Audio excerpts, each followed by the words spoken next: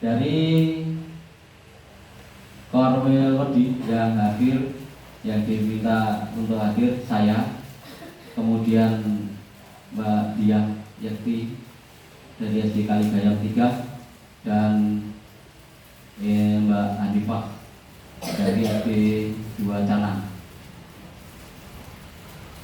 Selama 5 hari di SMP Muhammadiyah 1 Klaten, beberapa materi yang kami peroleh dari sana. Yang pertama terkait dengan asesmen pembelajaran yang setiap saat atau setiap pembelajaran kita laksanakan. Kemudian yang kedua tentang pembelajaran berdiferensiasi. Ini pembelajaran yang menganut sistem sesuai dengan kebutuhan belajar siswa. Kemudian yang ketiga tentang akun belajar. Tentang akun belajar, mungkin setiap guru, kemudian tenaga kependidikan dan juga siswa ini mendapat akun belajar masing-masing. Semua sudah dapat ya? Sudah ditautkan dengan CPKB? Ya. Karena akun belajar ini sangat penting untuk kebutuhan kita semua. Kemudian yang keempat, materi yang kami terima yaitu berkait dengan P5, Proyek Profil Pelajar Pancasila. Itu yang kami dapatkan. Untuk kesempatan siang hari ini, satu yang saya sampaikan yaitu tentang asesmen. Saya ke belakang karena materinya ada di situ.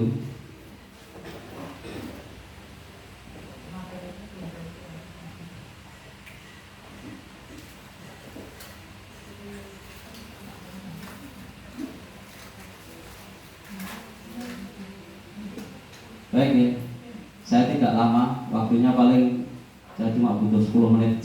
Mudah-mudahan dalam waktu 10 menit ini nanti bisa selesai. Bapak Ibu, terkait asesmen, kita semua sering melaksanakan nih. Asesmen adalah penilaian. Di sini ada beberapa pengertian tentang asesmen. Yang pertama, sebelum ke pengertian pokok dari asesmen, berangkat dari asesmen sebagai understanding evidence, merupakan salah satu bukti atau informasi untuk memahami proses pembelajaran yang akan, sedang, dan telah berlangsung.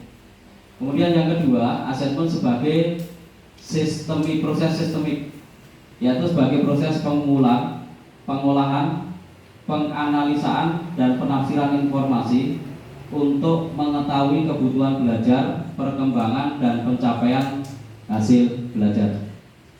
Dari dua pemahaman ini bisa ditarik pengertian bahwasanya asesmen pembelajaran adalah proses untuk mendapatkan informasi dalam bentuk apapun yang dapat digunakan untuk landasan pengambilan keputusan tentang siswa, baik menyangkut kurikulum, program pembelajaran, iklim sekolah, maupun kebijakan-kebijakan sekolah. Ini pengertian tentang asesmen. Jadi memang ada beberapa hal yang bisa kita ambil dari asesmen ini. Juga kita bisa mengambil beberapa manfaat. Kemudian asesmen ini terdiri dari 3 macam. Yang pertama yaitu asesmen diagnostik, yang kedua asesmen formatif, dan yang ketiga adalah asesmen sumatif. Bapak Ibu yang kami hormati, untuk tujuan dari pelaksanaan asesmen yang kita laksanakan ada 2 tujuan pokok. Yang pertama yaitu memantau atau memonitor kualitas pembelajaran. Kemudian yang kedua sebagai umpan balik perbaikan pembelajaran. Ini bisa, jadi untuk asesmen ini bisa kita gunakan untuk memantau atau memonitor kualitas pembelajaran yang kita lakukan. Bisa sebagai sarana untuk memahami posisi siswa kita dalam rentang pembelajaran tertentu, sehingga perkembangan belajar dari siswa kita ini dapat kita amati dari waktu ke waktu. Kemudian yang kedua, untuk memetakan kemajuan hasil pembelajaran yang kita laksanakan dan juga hasil belajar murid. Dari asesmen yang kita laksanakan, ini kita bisa mengetahui ketercapaian hasil pembelajaran yang kita laksanakan. Kemudian yang kedua, tujuan pokok dari asesmen yaitu sebagai umpan balik untuk perbaikan pembelajaran. Dari asesmen yang kita lakukan, kita bisa mendapatkan informasi, yang mana informasi ini bisa membantu kita sebagai guru untuk mengetahui ataupun untuk melaksanakan perbaikan pembelajaran yang sudah kita laksanakan.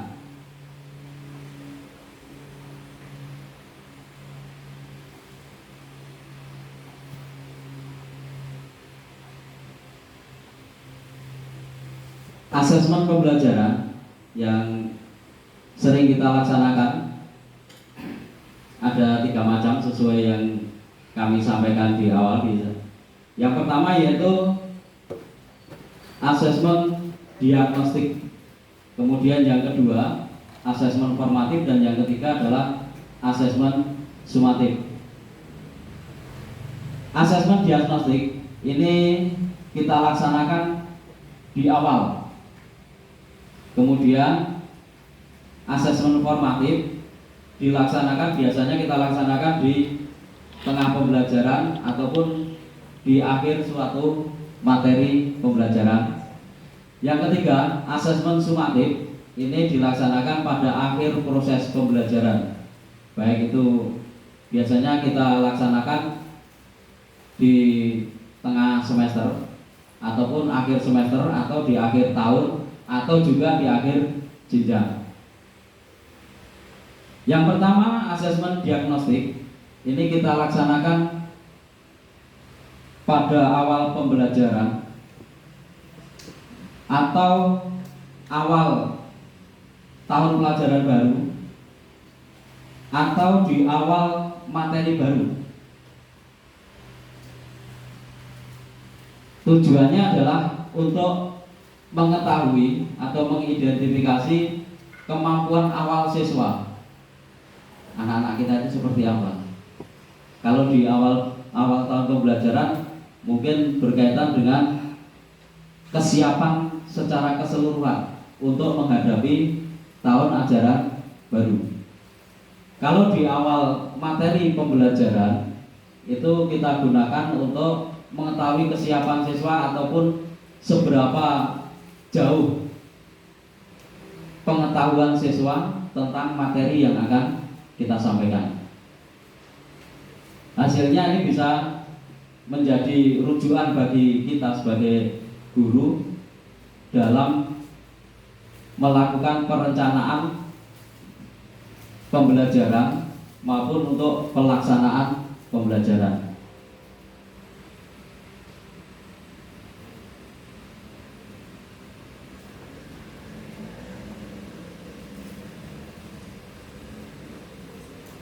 Untuk asesmen diagnostik, seperti tadi saya sampaikan, bisa dilaksanakan pada awal tahun pelajaran, pada awal materi lingkup materi baru, atau sebelum kita menyusun modul ajar. Nah, ini nanti kita sudah kelas 5, ini sudah masuk di kurikulum Merdeka ya. Kita di KKG di SD Kalitengah itu sudah disampaikan gambaran dari Bu Anggi tentang kurikulum Merdeka. Kemudian kemarin kita juga sudah mengikuti workshop tentang IKM. Paling tidak kita sudah sedikit memahami tentang IKM atau kurikulum merdeka, atau mungkin tidak hanya sedikit ya, sudah menguasai keseluruhan. Mudah-mudahan seperti itu. Kalau sudah menguasai secara keseluruhan, berarti kan kita enak pada saat pelaksanaan,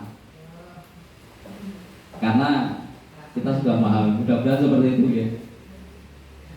Atau hanya saya sendiri sing pemahamannya hanya sedikit.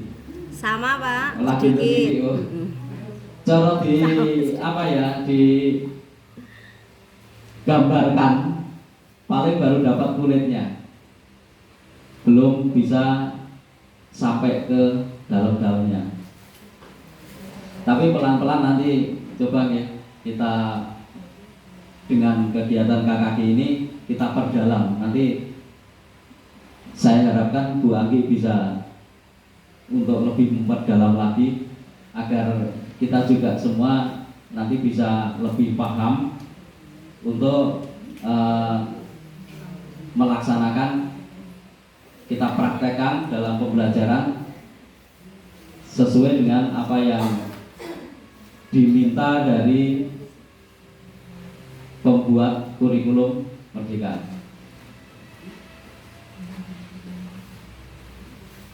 Itu tadi tentang asesmen formatif, asesmen diagnostik di awal. Kemudian yang kedua yaitu asesmen formatif. Asesmen formatif ini biasa kita gunakan di tengah pembelajaran atau mungkin di akhir suatu materi pembelajaran.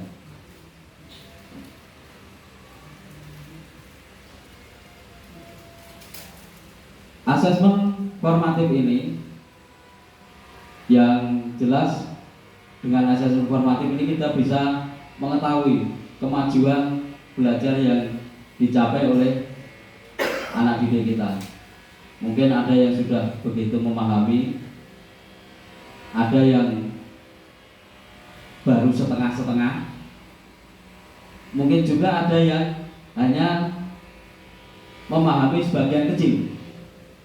Ini biasa ya, biasa murid-murid kita kadang seperti itu, karena kemampuan mereka memang berbeda-beda. Dari sini nanti kita bisa mengambil langkah untuk proses selanjutnya, baik itu proses pengayaan maupun perbaikan.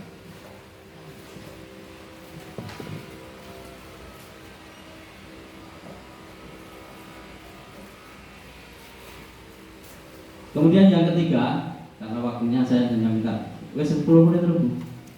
Belum. Oh, 13 menit lebih, Dek. Ya, langsung aja, ini atau asesmen sumatif ya. Asesmen sumatif kita laksanakan biasanya pada tengah semester, di akhir suatu materi pokok. Kemudian yang kedua akhir semester.